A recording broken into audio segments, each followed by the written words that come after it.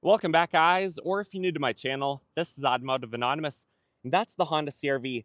And while this is one of the best compact crossovers you can currently buy, competing competitively against things like the Toyota RAV4, the Mazda CX-5, and the Subaru Forester, it's not perfect. It actually has 7 main issues or 7 detrimental flaws for why I would personally not consider one of these currently.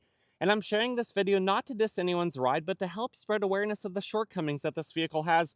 I'm hoping that Honda will do better in the future and get back to their roots a little bit more, which has historically been about building safe, reliable, and affordable vehicles that are very function over form and make a lot of sense, because I think this has faltered. I think this has deviated just a little bit. And if you get anything out of this list of potential concerns, please consider liking this video. Comment your thoughts and opinions below. Subscribe if you haven't already. Otherwise, let's get right into it. The first main issue I have with this relates to the reliability or the potential reliability from the powertrains offered, and how this kind of is a shortcoming or a departure from what the Honda CR-V used to be. I literally learned how to drive on a very early year, second generation Honda CR-V when it was basically brand new. That 2.4 liter 6-speed automatic combo is still in the family today, hasn't had any major flaws, and it's now 20 years old, which is pretty crazy. So Honda CR-Vs used to really be known for reliability when Honda would build naturally aspirated larger displacement motors. But if you don't opt for the hybrid and you opt for the regular powertrain that these come with, it's a small 1.5 liter 4-cylinder direct injection turbo. The turbo could have problems, the direct injection fueling could have problems, or the back of the intake valves get clogged up. So this is kind of a shortcoming. It's a high-strung little engine. I don't know how reliable it's going to be. Is it going to last 20 years like the old naturally aspirated Hondas were? It's going to be a little bit hard to determine, until these are a little bit older of a platform, but it is hard to perceive that it could be that reliable long term. And then the direct injection turbo. A lot of the other competitors have a 2.5 liter engine, even in their base model. Literally all three that I mentioned earlier, the Honda, the Toyota, and the Mazda, they all come with a naturally aspirated 2.5 liter. And even the Toyota has dual port injection so that the intake valve carbon buildup isn't even a concern. So it's hard to imagine that the 1.5 liter found in the CR-V is going to be as reliable as those other main Japanese competitors long term. But this specific example in front of me is actually the hybrid. So it is a 2-liter naturally aspirated motor with 2 electric motors that makes about 204 horsepower.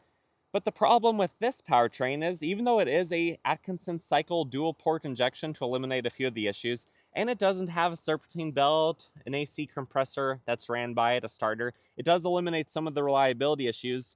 This isn't perfect either. It is a $4,000 price premium compared to the 1.5 liter turbo, and it only makes 14 more peak horsepower. So $4,000 for a hybrid, the basic model, the L Sport that this is, that is a big price premium, and a lot of the other competitors that do offer a hybrid, theirs are more like a $1,500 to $3,000 option. It's not nearly as excessive as $4,000. And then another design flaw with the hybrid powertrain is the battery pack is smaller. It's a 1.1 kilowatt hour compared to, say, a 1.6 kilowatt hour battery pack. So this can't drive as far in EV mode. It doesn't get as good MPG, and it doesn't have as much power to push you back in your seat. But also, the battery pack isn't underneath the back seats like it is in the Toyota. I don't know why they didn't design it there. This one has the battery pack underneath the cargo area, so you lose a spare tire on this. You also probably have to be a little bit more cautious not to load down all of your payload in the back the same way that you could if there wasn't a battery pack sitting under there. So there's just a few potential concerns in addition to this costing $4,000 more than the non-hybrid. Number 3 can kind of be related to the downsides of having smaller powertrains. So having a smaller 1.5 liter turbo engine and having a smaller 2 liter naturally aspirated hybrid engine. Both of those engines are in general a lot smaller than the competitors, so you have to rev it out higher to get into peak power. But when you rev out your engine, you're at a disproportionate fueling ratio, so you're going to get less MPG. So I probably wouldn't expect to get EPA ratings on this as often as you do on a larger displacement engine that just doesn't have to work as hard, doesn't have as aggressive compression ratios to make up the difference. Because slow speeds, you'd think, okay, it could do pretty well. It's not under stressed as much as it could be. But this hybrid 2 liter, somehow it is only getting 30 mpg.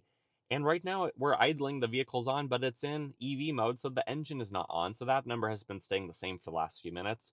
So I am kind of at a loss for why does this not get the same MPG that some of the competitors have? Even some of the competitors, like say the RAV4 hybrid that has a bigger engine on either option, and it gets better MPG on either option.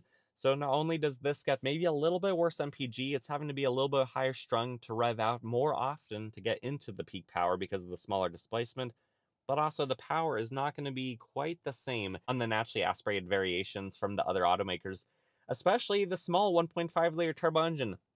Before boost kicks in, if you're going across a country road where there's 60 mile per hour lane each way and you have to cross them like I often do in my commutes,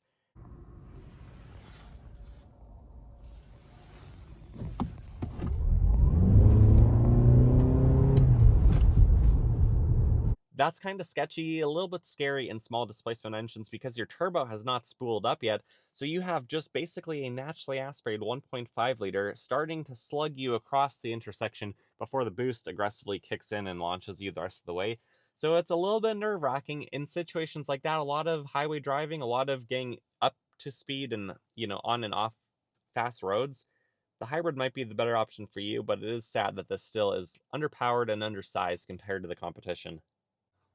Issue number 4 could be good or bad, just depends on how you look at it, but it's related to the all-wheel drive system that the CRV offers, which is not standard. So if you do want all-wheel drive, especially on a lower trim level, you have to pay a $1,500 price premium.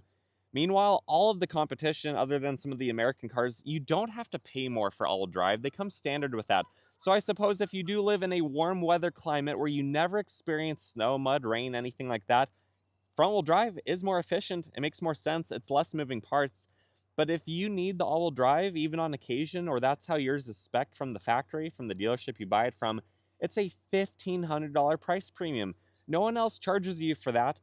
But beyond that, the real-time all-wheel drive system, as it's called, and as Honda has been calling it for a couple decades now, it's not as good as Mazda. It's not as good as Subaru. Sure, it has a mechanical drive shaft. It's not like the hybrid Toyota I have that only has an electric motor in the rear. But just like that system, it's not as good because it's more of a secondary system. Once you're already slipping, then it kicks in, then it puts the power to the rear wheels, but it's not as competent. This is more front-wheel drive focused, front-wheel drive biased, and I really hope that the next generation of CRV in several years comes out with a more intelligent IVT M4 system that you can find on things like the Passport and the Pilot, because this real-time all-wheel drive system is just not as competitive as maybe it used to be about 20 years ago. Issue number 5 is actually pretty strange and one that I only learned about a few days ago. One of you guys commented on one of my CRV videos and mentioned how these are stolen more often than other vehicles. So that insurance costs a lot more than other compact crossovers. So I went to the forums, I looked around, and I figured that out, that is true. Apparently these are stolen quite a bit more often. So some owners take it upon themselves to buy fancy, expensive anti-theft devices to help protect their CRV or to help track them. I suppose you could always throw in an Apple AirTag somewhere hidden in the vehicle to help track it too. But I knew that old Hondas were stolen, especially the old 90s Honda Civics. Those are one of the most commonly stolen vehicles. And I follow a few other forums like the Hellcat forums where those vehicles are stolen all the time because of a flaw with the transmission to where you can easily put it into neutral and roll the vehicle away, or how people can program their own keys and within minutes get access to your vehicle. But I didn't know that the modern Honda CRVs were stolen. In fact, they're one of the most stolen vehicles currently, I think, in the list of top 10. So that is something to consider. What that means for you, though, is contact your insurance and ask them how much it would cost to insure one of these compared to other vehicles you might be interested in before you pull the trigger and you buy one of these. Because if you find out that insurance is $50, $100 extra every single month, that might sway you to another vehicle. And that is a really unfortunate thing, but hey, if these weren't good vehicles overall, they wouldn't be getting stolen. But also, they blend into the crowd, so maybe they're a little bit harder to identify and to recover. So there's good and bad associated with this point. Issue number 6 is actually kind of sad. It's the fact that these, while being a Honda, while being a very brand name recognition CRV model, actually have their fair share of recalls and their fair share of issues, especially where this isn't even the first year of the new generation. So I'm going to show you one of those issues that's easy to test on your own to see if it has it, where Honda decided to save a little bit of money and skip some of the floor support. So if you take out your all-weather mat on the driver's side, you can push down the floor, and it's really squishy down there. It's really strange that they decided to save a few cents by not including more padding under there, as if people wouldn't eventually notice. But there's also been a few other concerns and recalls that this platform has, which is kind of surprising because the CR-V, kind of like Toyota, kind of like Mazda, they kind of keep their generations around for a long time. They don't want to completely redesign and re-engineer their vehicles because they don't want to lose their crowd following. So this, while not being a huge change over the 5th generation CR-V, it is interesting that even after a couple model years, these are still having a lot of recalls. And then issue number 7 is less about the CR-V and more about Honda dealers in general, and the process of acquiring one. Is if you want to buy a brand new one, I highly recommend you do some research. Call around, check out the websites, and maybe be willing to travel a little bit to get to a higher volume Honda dealership where you might actually find a deal below MSRP. Or at minimum, if you're going to have to pay MSRP, at least find the model, the trim level, all the spec, the color, everything that you actually want. It's really sad how Honda dealerships, they don't over inventory, but they don't even adequately inventory. At least in my experience, a lot of them don't have very many new vehicles. And in fact, recently, a few weeks ago, I went to a local-ish Honda dealership. They had about 15 vehicles, so roughly 2 or 3 of every single model. So there's basically no chance without a long wait list that you're going to find the model you want, the trim level, even the color. You're just going to have to pick what they have, and you're probably going to pay MSRP for it. So I highly recommend you travel to a larger city, a larger state or area that has a better dealership, that has inventory, because I'd rather pick between 10 CR-Vs if I was going to purchase one than my only option of 1 or 2. And it's just kind of sad that I know they don't discount like the American cars. They're also not as overly priced and inflated like some other vehicles, but you also don't get the options that you want. And then the CR-V, what you do pay at the dealership is probably going to be a little bit more than Subaru, than Mazda, and probably rival Toyota, as Honda and Toyota have really kind of upped their prices in the recent years. And for example, a basic hybrid all-wheel drive CR-V now costs $36,000 before any options, delivery, destination. An equally equipped hybrid all-wheel drive Subaru Forester, the brand new one, it's only $35,000. And the base model of this, without being all-wheel drive, is still $34,000. Meanwhile, a basic Toyota with all-wheel drive hybrid is about $33,000. So across the board, these are already a little bit more expensive to begin with, so you at least want to pick the right one for you. Ultimately, I do think that the CR-V is a really good vehicle, like I mentioned at the beginning of this. And if you own one, I'm really not trying to knock your ride. These are fantastic. They are one of the best compact crossovers, and they're built by Honda, so they still have a lot of quality, a lot of things going for them that some of the other competitors in the market just don't. But it does have some shortcomings. A few things that I wish Honda would have done better, a few areas where I wish they wouldn't have tried to save a buck compared to what the competition is.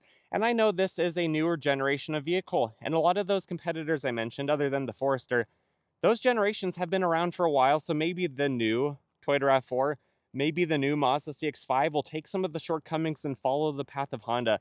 But I really hope they don't. I hope they remain with the same formula that they have had so that the Honda does better to be more competitive, to be more like the Japanese competitors and less like the Americans with smaller displacement engines and being outsourced in their assembly. But we will see what the new generation is. But ultimately, guys, this is a good vehicle. I have a full review of this, and I have a few comparisons as well. And I'm not trying to upset your feelings, but I am trying to be honest with what I think the issues that this platform has. And if you got anything out of this video today, please consider liking it. Comment your thoughts and opinions below. Subscribe if you haven't already. Otherwise, I wish you the best. I hope you take care, and until next time, see ya.